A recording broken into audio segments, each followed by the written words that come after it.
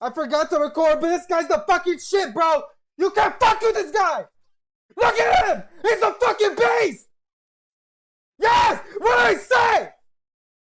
Lopez is him.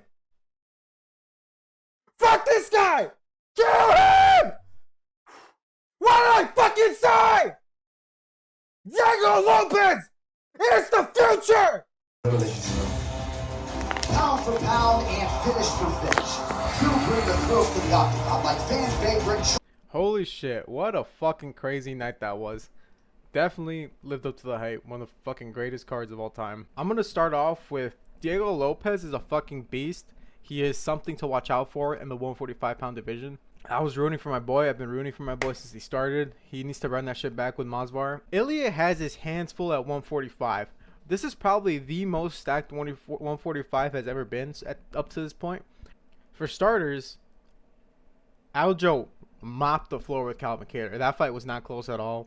I had Aljo winning, but that was a complete domination start to finish. I think Calvin Kattar threw 40 strikes and landed 20 of them. Aljo landed 70% of his strikes with 128 strikes to 89.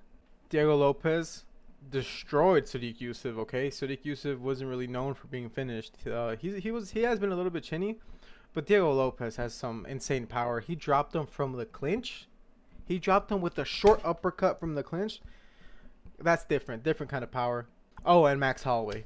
Max Holloway too. He's at 155 right now. I don't know if he should go back down to 145, but if he can get a title shot with Ilia Topuria, he should definitely go back down and test himself. Personally, I think Ilia still beats him. Ilia might actually KO him because Ilia is a much better striker than Justin Gaethje. Justin Gaethje's always been an overrated striker, a extremely overrated fighter. He's definitely shown improvements. He's a lot more calm. He's a lot more precise with his shot selection, but he doesn't have power like everybody makes it out to be. He's not the hardest hitter ever. He's not really anything special. He's just he wins fights because he's patient and he's smart. But Max Holloway's just better. Different type of breed. 145 competition is better than 155 in this shoulder right here. Before UFC 300, it would have been Islam, Charles, Gaethje, Dustin. You know, it doesn't matter after that. But after this, yeah, I think 145 mops the floor with 155 in terms of competition. Oh, and like Max said, Islam only fights 145ers for some reason. I'm glad they made the fight with him and Islam versus Dustin. That fight, Charles versus Arman. I was picking Charles. My boy Charles. Yes, I am a Charles fan.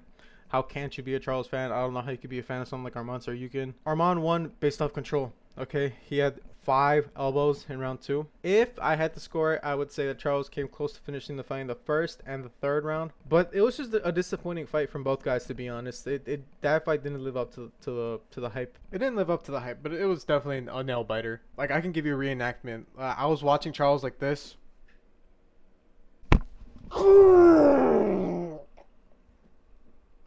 Because I knew it was close and they were probably going to give it to Arman. I thought it was just going to be a fun fight, but it wasn't. It really was not a fun fight. Maybe that's a testament to Arman. Arman fought the way he wanted to fight, so maybe that's what it is. One more thing I'm going to rant about. Why is Holloway getting half the bonuses? He had a very cool moment against Justin Gaethje, but he got dropped in that fight. He lost a round in that fight. Alex Pereira destroyed Jamal Hill. Same with Diego Lopes versus Sodiq Yusuff. That was as one-sided as it could be. They weren't as competitive. They weren't as showboaty. Justin versus Max Holloway. But Max Holloway's a fucking millionaire, man. Give my guy Bobby Green the fucking 300K. Come on, what are you doing? Alex flatlined Jamal Hill with one punch. Diego Lopes did too. Give Diego Lopes 300K. These guys that are on the main card in the main event, they're already making like $1 million.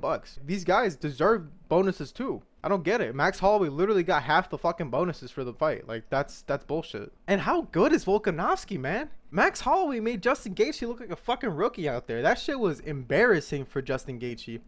He landed 1 or maybe 2 good combinations on Max Holloway, and that was it. He knocked him down. I would count as a knockdown, but they don't actually officially count as a knockdown. So I guess Max Holloway's record still stands of never being knocked down, which is crazy. I am so happy that Ilia Topuria is going to have a run for his money. So salty about Volk losing like that.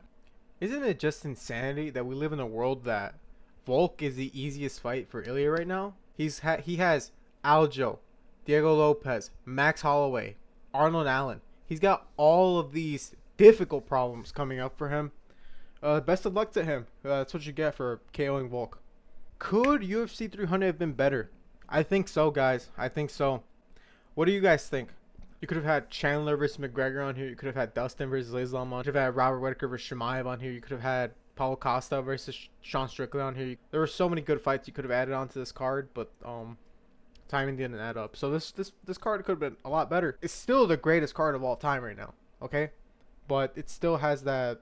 It could have been better, and that's just but stuff can always be better. So it's okay.